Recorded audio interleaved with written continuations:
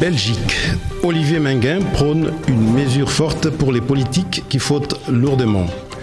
Toujours en Belgique, la compagne de Charles Michel accompagnera Melania Trump en Belgique. Nous nous rendons ensuite en Afrique, tout d'abord au Maroc. Le Maroc qui a dénoncé l'agression de l'un de ses diplomates par un responsable algérien. Ensuite, nous nous rendons en Angola, l'Angola qui vient de déployer son armée sur la frontière congolaise. République démocratique du Congo, rebondissement dans l'affaire sur l'assassinat de 2 experts des Nations Unies dans les Kasaï au mois de mars dernier par des miliciens supposés être des Kamina Nsapu. Sport, football, les playoffs 1, c'est fini. Qui fera quoi la saison prochaine? À la fin de ce journal, notre reportage sur la première brocante de l'année dans la commune d'Etterbeek. Madame, mademoiselle, monsieur, bonjour. Le journal d'Al-Mouatine. Le président des défis, Olivier Menguin, qui était invité par la RTBF ce matin, souhaiterait des sanctions incompressibles sous forme d'inéligibilité pour les hommes politiques qui mettent en place des systèmes comme celui en vigueur au sein des Publifins, ou celui récemment dévoilé à l'intercommunal de santé publique de Charleroi. M. Menguin, qui cumule des mandats des députés fédéraux, des bourgmestres de Woluwe Saint-Lambert et président des défis, s'est dit prêt à choisir entre ses postes de députés et de bourgmestres, sans préciser lesquels il garderait si les groupes Renouveau Politique de la Chambre se mettaient d'accord sur les décumuls des mandats. À noter que les postes de président des défis, qu'il occupe depuis 22 ans, n'est pas rémunéré.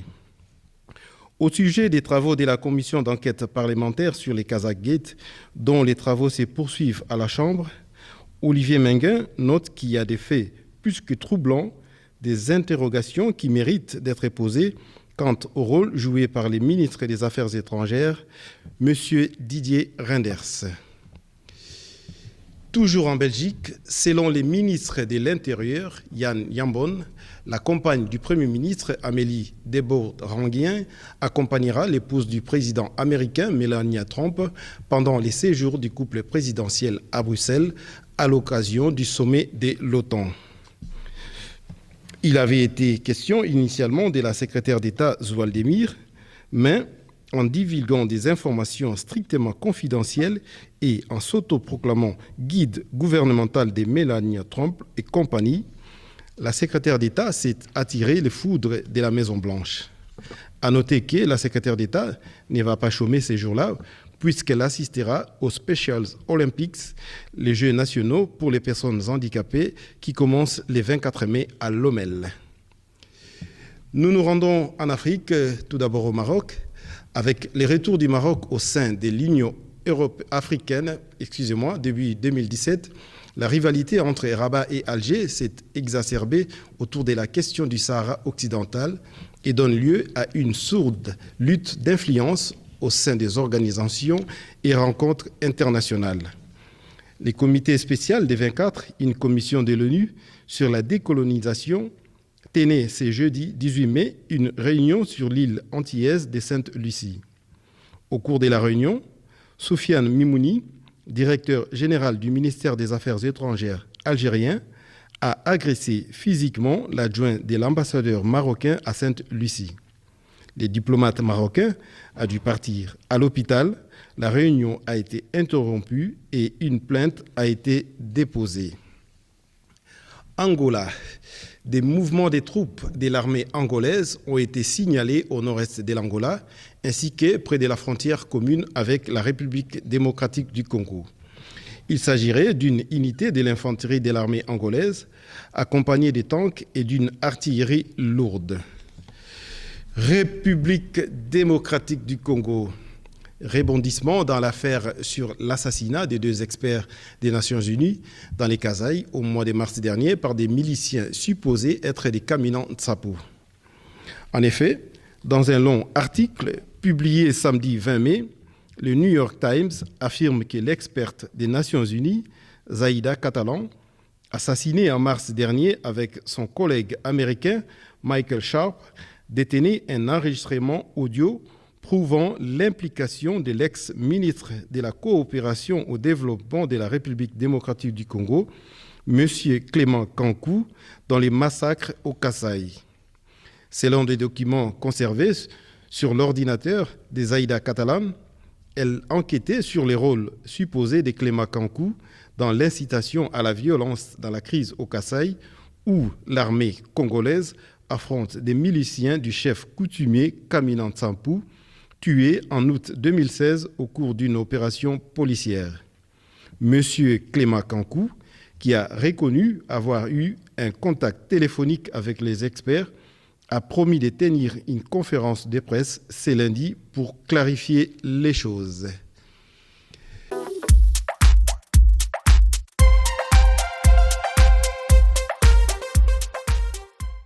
Football, les playoffs 1, c'est terminé. Qui fera quoi la saison prochaine? Anderlecht, qui a décroché les 34e titres de son histoire, disputera la Ligue des Champions la saison prochaine. Grâce à son succès face à la Gantoise, ce dimanche, par 2-1, le club Bruges a assuré sa seconde place en Division 1, qualificatif pour les troisième tours préliminaires de la Champions League. La suite de notre reportage sur la première brocante de l'année dans la commune d'Etterbeek. Suivez. Là, monsieur nous filme parce qu'on est en train de rentrer. On fait des crêpes pour partir. En fait, les gars qu'on va faire, on va les prendre pour partir au brocante. Voilà, on est disposés. Ouais, de la 28e, ici à Etterbeek. Pas de voiture ou une demi-voiture ou un pneu. Oui, mais des passages dans les trains. Oui, mais, non, mais je vais te dire pourquoi. Ici, il y a deux pneus de sur le trottoir par la police. Oui. Alors, bon, j'ai la réponse de monsieur. Il n'y avait pas de responsable ici. Défends-toi. Le responsable, c'est vous, monsieur. Qui? Les responsables, c'est vous qui vous êtes responsable. Alors, que répondre à ça? C'est vous qui vous êtes responsable. Il ne va personne responsable. Qui est C'est vous qui vous allez responsable? adresser à la police. Autant que responsable, la police va faire le nécessaire. C'est comme ça déroule. Et c'est pas la première fois. Ah non? Les autres fois? Non, c'est pas la première fois que vous organisez un brocante. Non. Le responsable, c'est vous. Et vous avez donné l'ordre à la police. Vous avez dit, voilà, monsieur, cette voiture, c'est quoi? Et à ce moment-là, la police va faire le nécessaire. Non, le responsable, c'est vous. Oui, mais voilà. Regardez ce beau temps. Il y a le froid, il y a un peu de monde. On est content de brocante. Parce que j'étais les chemins d'abord des brocantes, je connaissais plus ou moins ce qui se passait. Mais cette fois-ci, je suis un peu triste parce que c'est la troisième fois qu'il fait mauvais. Et je pense à tous ceux qui sont là et qui ont donné de leur temps et à 5 heures du matin qui étaient présents, mais il pleuvait même à Drache à certains moments. Et c'est maintenant, heureusement, qu'il y a un peu de soleil qui est revenu. Parce que, pourquoi organise-t-on les brocantes? Non pas parce qu'on gagne de l'argent, c'est tout. C'est parce que on veut mettre de l'ambiance dans les rues, dans les quartiers, et ça, on tient le coup. On voit tout ce monde qui arrive ici, et tout ce monde est heureux. Regardez, il y a eu un peu de soleil, et bien automatiquement, c'est plein. Alors, j'espère que la prochaine fois, il y aura du soleil dès 5 heures du matin, parce que toute l'équipe est là. Les marchands ne sont pas nécessairement les habitants, les riverains? Mais les marchands viennent par rentabilité, surtout eux.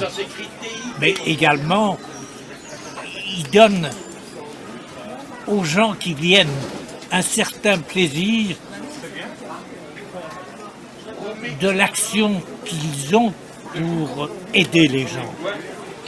Et ça fait partie des brocantes. La joie de vivre ensemble.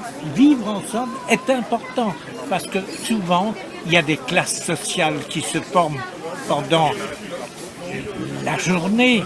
Et ça, c'est un moyen de retrouver un vivre ensemble.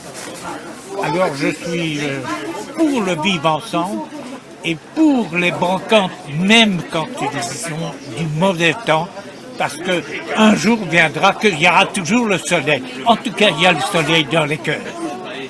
Merci. C'est bien passé, sauf qu'on a eu beaucoup de pluie, c'est ça qui était un petit peu dramatique. Et puis le reste, on a dû un peu baisser les prix, mais sinon ça s'est bien passé dans l'ensemble. J'étais contente. Contente, vous avez bien vendu? J'ai bien vendu dans l'ensemble. Mais le temps n'était pas avec nous. D'accord. Mais vous avez l'habitude de le faire? J'ai l'habitude de le faire, je le fais à chaque fois, oui. Merci. Depuis des années. Merci pour votre fidélité. Je vous fixe rendez-vous la semaine prochaine. Au revoir.